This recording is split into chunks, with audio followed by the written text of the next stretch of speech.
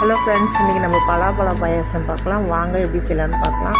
அது கொஞ்சமாக பலாப்பழம், நல்லா கொஞ்சம் பழுத்த பலாப்பழம் எடுத்துக்கிட்டேன் நான் கொஞ்சமாக. அதுக்கப்புறம் அதோட ஒரு முடி தேங்காய் நீங்கள் என்ன பண்ணணுன்னா, நீங்கள் கட் பண்ணி மிக்ஸி ஜாரில் போட்டு நல்லா என்ன பண்ணால் அரைச்சி பாலாக எடுத்துக்கணும். ஃபஸ்ட்டு நீங்கள் இந்த பலாப்பழத்தை ஃபஸ்ட்டு அரைச்சி நீங்கள் எடுத்துக்கோங்க. தனியாக கொஞ்சம் எடுத்து வச்சுக்கோங்க. அதுக்கப்புறம் இதோட இது தனியாக ஒரு இதில் மாற்றிட்டு, அப்போ தேங்காவை நீங்கள் மிக்சியில் போட்டுட்டு அதோட 4 ஏலக்காவை போட்டு நீங்கள் தேங்காய் நார்மலாக பால் எடுக்கிற மாதிரி நீங்கள் அரைச்சி எடுத்துக்கணும்.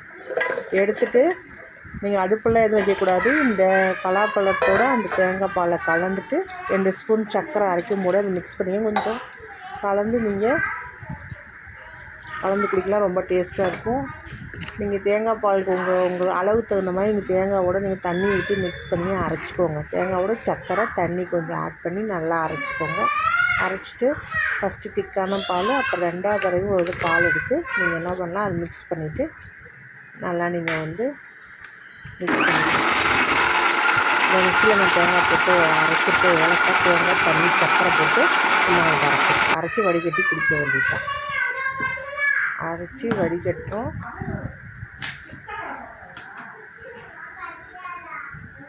எப்படி இருக்கு?